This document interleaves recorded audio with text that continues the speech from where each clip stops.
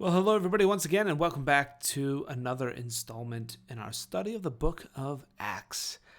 We are going to go through quite a bit of material today in Acts 21. That's where we're going to start off with. And then going all the way to chapter 23, verse 11.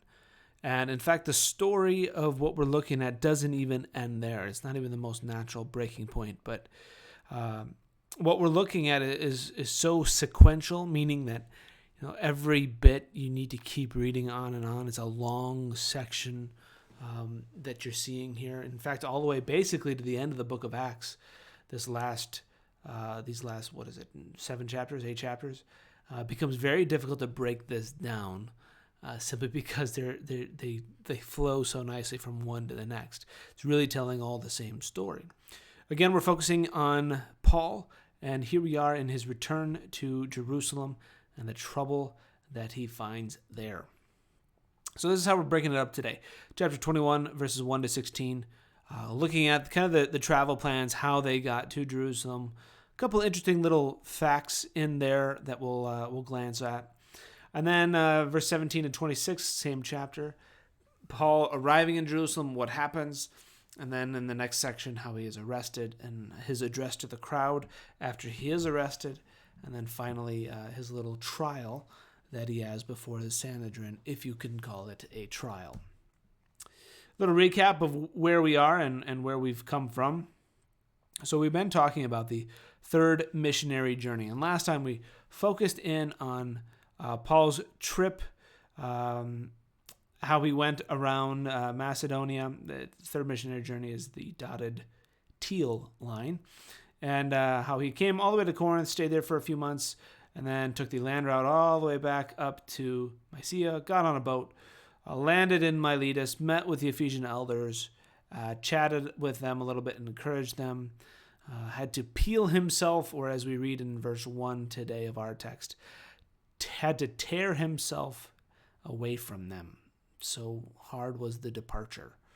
And then from there, that's where we kind of pick it up, leaving Miletus and going on this little journey over to Tyre and then down into Jerusalem.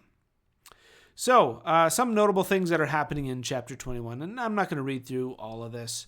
The picture that you have on your screen is presumably where the Colossus of Rhodes once stood. Was a massive statue, and then there was a leg or a foot on either side of this harbor. And so what those pillars kind of represent where the legs might have once stood at Rhodes. And probably by the time Paul is traveling through here, that's already gone. That Colossus at Rhodes has already been destroyed. Maybe there's a foot or two that is still there, but that's it. So they get on a boat, though. They sail past Rhodes. They find a ship that's crossing all the way over to Phoenicia, carrying cargo, presumably. They pass by the island of Cyprus. They sailed on towards the Syrian province, and they land at Tyre. Now, Tyre is a Gentile city. Jesus himself visited Tyre. They end up staying there for 7 days. They seek out the disciples, the believers that are there. They stay with them for a full week, which is quite saying something because the next verse 4 says, or at the second half of verse 4 says, through the Spirit they urge Paul not to go on to Jerusalem. Well, Paul is steamrolling ahead to get to Jerusalem. And this is actually something that you see consistently in this first section. All these believers recognizing the danger that Paul is in. He's kind of become a little bit famous in the Jewish community. He's been preaching at all these Jewish synagogues in the Jewish diaspora, and he's not the most well-liked guy anymore. And so you have believers urging him not to go, but Paul is set on going. It was a tearful goodbye. They go onto the beach at Tyre, and they pray together. Eventually they do say goodbye, and they get on board another ship, head south, land at Ptolemais. Ptolemais is a city that eventually gets renamed Acre during the Crusades, and then now it has the name Acco, A-C-C-O. You can go there today. But during Paul's day, it was called Ptolemais. And They stay there for a little bit, stay there for a day. And the next day, they leave again. They head to Caesarea. Caesarea, that important port town, kind of that had become the seat of the Roman governance. Right, Jerusalem might have been the seat for the Jewish leadership, but it's inland. Jerusalem isn't a port city. It's harder to get to. A lot of times Judea is considered kind of backwaters. So Caesarea is kind of the up-and-coming place. Whereas Jerusalem has a lot of cultural and religious significance, Caesarea has a lot of economic and governmental significance. And that is, in fact, where Philip, the evangelist, going all the way back to, what chapter was that? Chapter 7? Philip the evangelist, Philip and the Ethiopian eunuch, that Philip. Also Philip, one of the 7 who were in charge of some of the responsibilities for taking care of the people in Jerusalem. The distribution of food, for instance. That Philip. We're told that he has 4 unmarried daughters who prophesied. Interesting enough that they are blessed with the gift of prophecy. But not to belabor the point, they stay with Philip for a little bit in Caesarea. And it's there that a prophet named Agabus comes down. And this is what we read in verse 10. After we had been there for a number of days, a prophet named Agabus came down from Judea.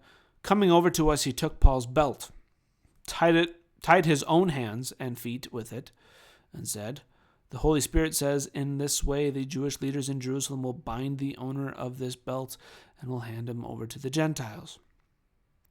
When we heard this, we and the people, and now who's we here? Well, these are Paul's companions, including Luke. We and the people there pleaded with Paul not to go up to Jerusalem. Don't go. Bad things are going to happen, Paul. Then Paul answered, "Why are you weeping and breaking my heart? I am ready not only to be bound, but also to die in Jerusalem for the name of the Lord Jesus." When he would not be dissuaded, we gave up and said, "The Lord's will be done." Now, is the quick little side note question, the Lord's will be done, is that a defeatist attitude, right? You kind of almost get that impression from the English, but not necessarily, and I don't think that's what you're seeing here. But they're recognizing that this is the Lord's will, that Paul is set on going to Jerusalem, and he is going to go, even though earthly wisdom screams at him not to. He knows this is what God himself wants him to do. And so the people pray, "The Lord's will be done." Good. Next section, moving on quick. Again, there's a quick succession of all of these events that kind of build one on top of the other. So let's not take too long in getting to tell this story. So Acts 21, starting at verse 17 and following, this does actually mark a major turning point in the book of Acts. And there's obviously some lead up in the verses before this. And so that's why I think I'm going to include these all together. But starting at verse 17, this marks a major turning point. So if you're going to divide up the book of Acts into 3 separate sections, you have the first section, chapters 1 through 12, really focusing on the Apostle Peter. And then chapter 13 through the beginning portion of chapter 21 here is all about Paul and his missionary journeys.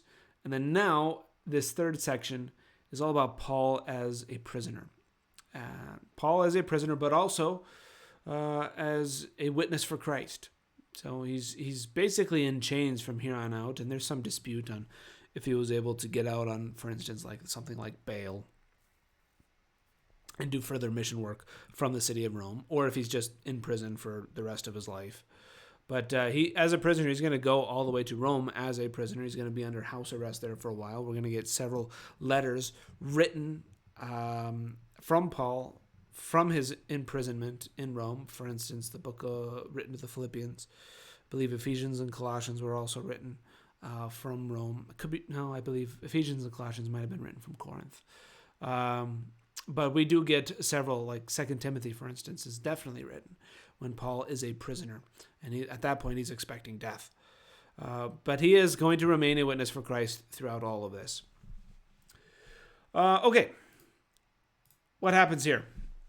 Well, let's remember, why is Paul in Jerusalem? Why did he feel the need to go? He and his companions were bringing this relief collection that had been a big part of the third missionary journey, going to these churches, asking for help for the needy in Jerusalem. And now here he is to deliver the offering, the generosity of those other Christians. And immediately he goes to the leaders of the church. That includes James, the brother of Jesus. And in an effort to quell rumors that Paul is trying to turn Jews away from following Jewish customs, the elders at Jerusalem tell Paul to take 4 men and complete these purification rites. In the temple. And Paul thinks this is a good idea. Now, a little bit about these purification rites. It is very much so a Jewish custom. Think about it something like this. A purification rite in the Old Testament were those things you were supposed to do after you did something that made you unclean. And there were a variety of them. And they had different prescriptions for how you were supposed to carry on this rite. But I think when you're looking at this, it's important to note the context of why Paul was doing this. What was the purpose? Why did the Jewish Christians encourage him to do that? The question needs to be asked, was the decision by the Jerusalem elders to encourage Paul's participation in these purification rites a reversal of their decision back in Acts 15? So please remember that way back in Acts chapter 15, the question came up because of some Jews who had come, Jewish Christians, who had come from Jerusalem, traveled north to Antioch, and there was an argument. And the argument centered around the necessity of being circumcised. And the argument was really, well, if you want to really be saved, you need to be circumcised in accordance with Jewish law. And there was the first Jerusalem council that talked about this, and they basically settled the matter at the time, saying, no, we're not going to burden the Gentiles with an extra law that not even our ancestors could fulfill, right? The point is that we are saved by grace alone through faith. And so when we're looking at this now Paul is encouraged by Jewish Christians to join in Jewish customs. Is he now somehow going against what the Jerusalem Council had established in Acts chapter 15? Short answer is no. It is not. And the reason I'm going to say that is for two major reasons. They're not doing this in order to have salvation. That's not the purpose of this. These purification rites are not being done so that Paul and his companions or these 4 men are going to especially feel saved. That's not the purpose of it. The second reason is they're doing this so that Paul does not become an obstacle for others in their approach to the gospel. So the rumor going around for Paul is that he's urging these Jewish believers in Gentile lands, right, in Macedonia and Greece and Asia Minor, you should turn away from the rules and the ceremonies of your Jewish life. Turn your back to the heritage of your Jewish ancestry. And that's a lot of misinformation, because that's really not what Paul was going to do. He was going to tell them about the fulfillment of their Jewish ancestry. The hope of their ancestors had come, and his name was Jesus. And Paul taught that, rightly so, that circumcision and these ceremonial laws are not necessary for salvation.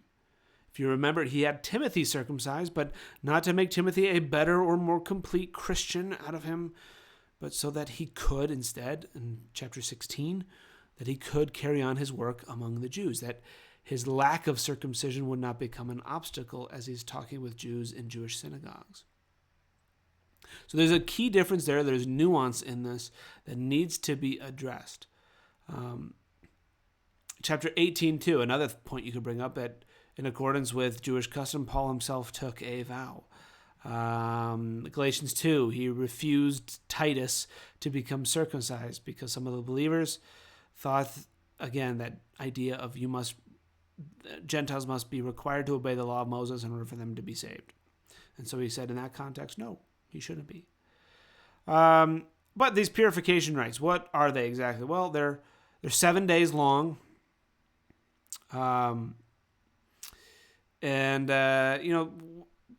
To the extent of what I can tell you about them, because I don't know everything. These purification rites involved going to the temple.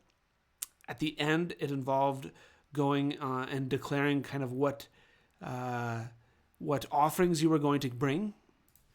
And for these 4 men, it was likely that the reason that they're doing this purification rite is in conjunction with the taking of a Nazirite vow. You can go back to Numbers chapter 6 to see more information on that. But such a vow might be something like Thanksgiving, or in connection with the promise to do some sort of special service for God's people. There's a variety of reasons why someone might take a Nazirite vow. But let's get back to these purification rites. What are these for? And please note closely that Paul himself is not the one participating in these. He is only there to assist and be the patron for these 4 men. If they're going to be, at the end of the 7 days of this purification rite, they're going to have some considerable expense in offerings. And Paul is the one who's going to pay for these, presumably, and that's kind of his role in this. But what's the purpose of doing this?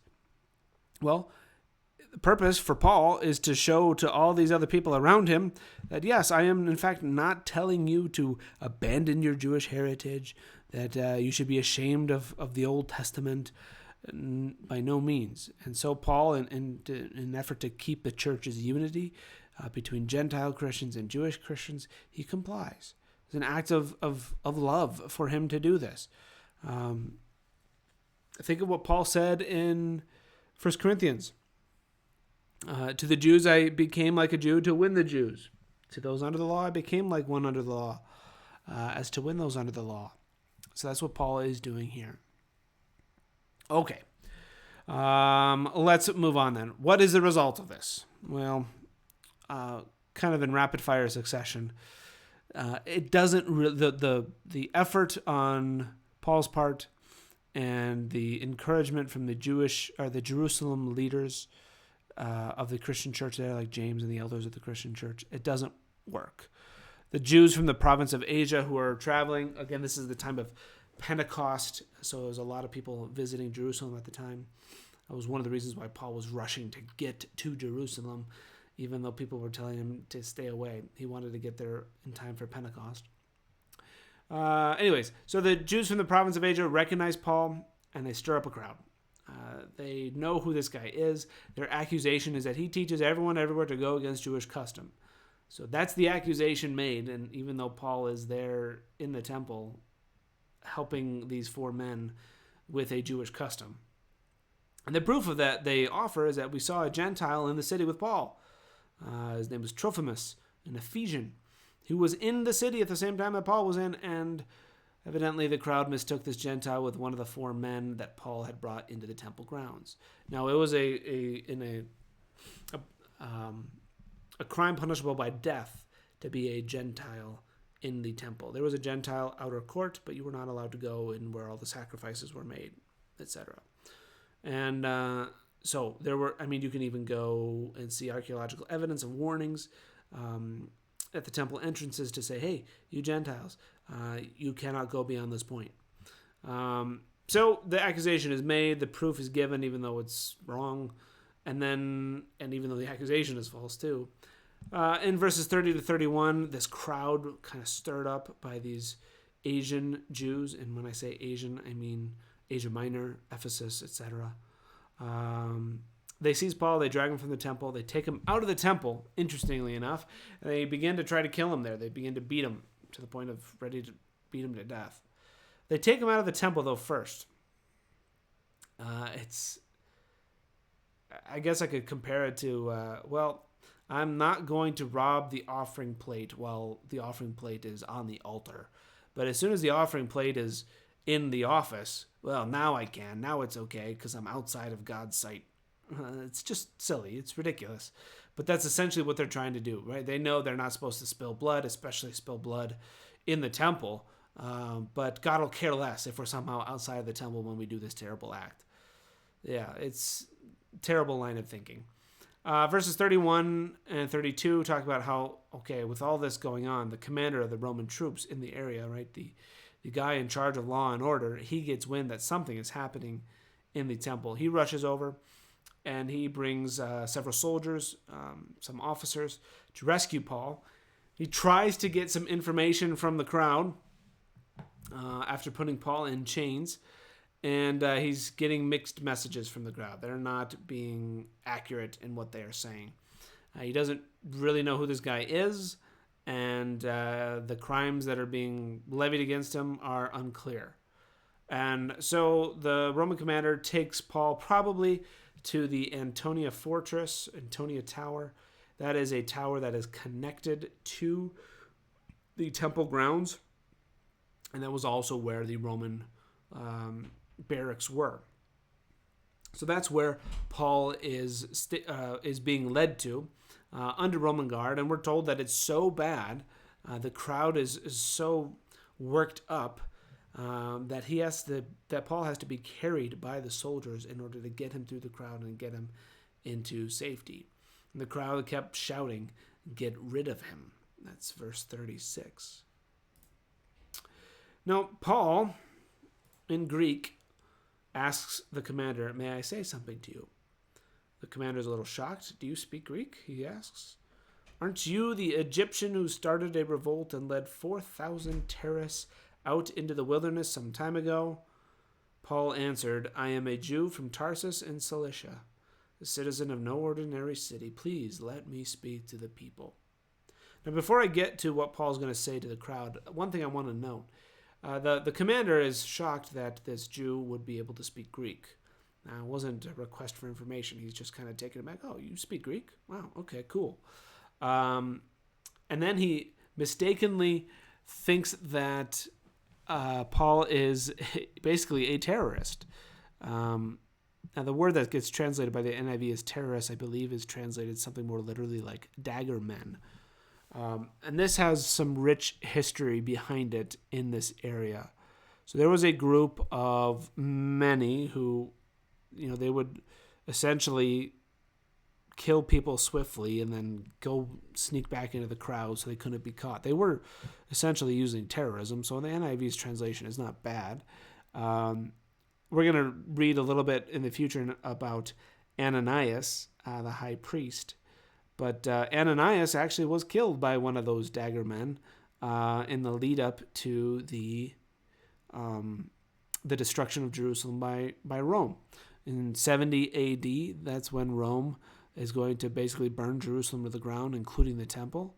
But it's in 66 AD, and all the work of these dagger men, these terrorists, who are terrorizing Romans and Jews alike, and that are going to incite a rebellion, and therefore it's going to incite a crackdown by the governing authorities.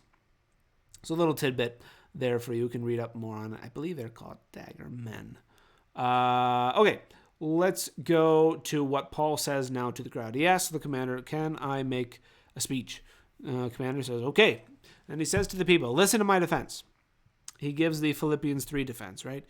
You're trying to beat me up, but why are you trying to beat me up? I am the Hebrew of Hebrews, right? I have been stalwart for Judaism. You look at my history, you look at my past life, you look at all the things I did. I even persecuted the church.